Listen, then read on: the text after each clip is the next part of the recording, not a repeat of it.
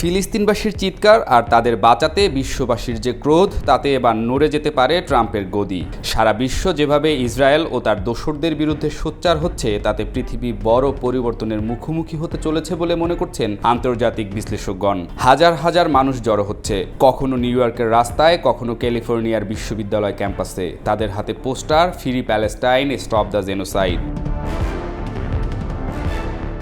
এটা কোনো সাধারণ প্রতিবাদ নয়। আমেরিকার অভ্যন্তরেই জন্ম নিচ্ছে এক নতুন রাজনৈতিক বিবেক, যার মূল শক্তি মানবতা ও মানবিক পৃথিবী।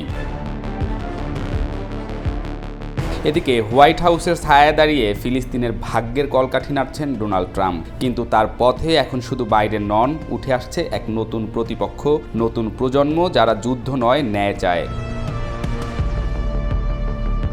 ট্রাম্পের বিরুদ্ধে এখন যে ক্ষোভটা জমে উঠছে, তার শিকড় শুধু আমেরিকার অভ্যন্তরীণ রাজনীতিতে না, তার সঙ্গে জড়িয়ে আছে ফিলিস্তিনের রক্তাক্ত ইতিহাস।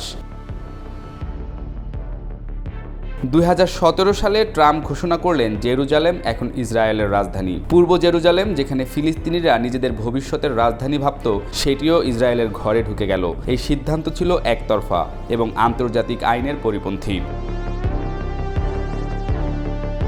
বান্ডেল থাকলে প্রতি সেনমানিতে টাকা বাঁচবে। বিকাশ সেনমানি বান্ডেল কিনে জিতুন প্রতি লেনদেনে। এরপর এলো ডিল অফ দ্য সেঞ্চুরি। ট্রাম্পের পরিকল্পনা ছিল একটি শর্তযুক্ত শান্তি, যেখানে ফিলিস্তিন পাবে সীমিত সার্বভৌমত্ব আর ইসরায়েল আরও বসতি স্থাপন করতে পারবে দখলকৃত পশ্চিম তীরে। ফিলিস্তিনি নেতারা এই চুক্তিকে বলেছিলেন, এটা শান্তি নয়, এটা আত্মসমর্পণের রূপরেখা।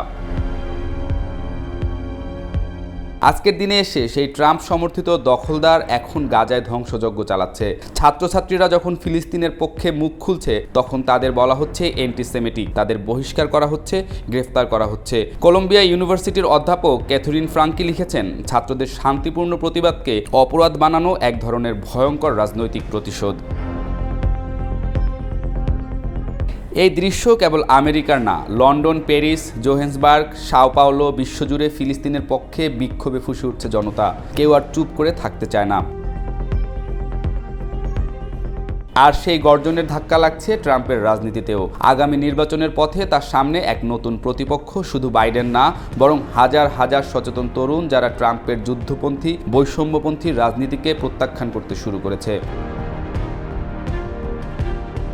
বিশ্ব এখন প্রশ্ন করছে, আমেরিকা কি মানবতার পাশে দাঁড়াবে নাকি দখলদারদের? এই প্রশ্নের উত্তরই ঠিক করে দেবে ফিলিস্তিনের কান্না শুনবে কে ফিরবে হোয়াইট হাউসে, আর কার রাজনীতির দিন ফুরাবে।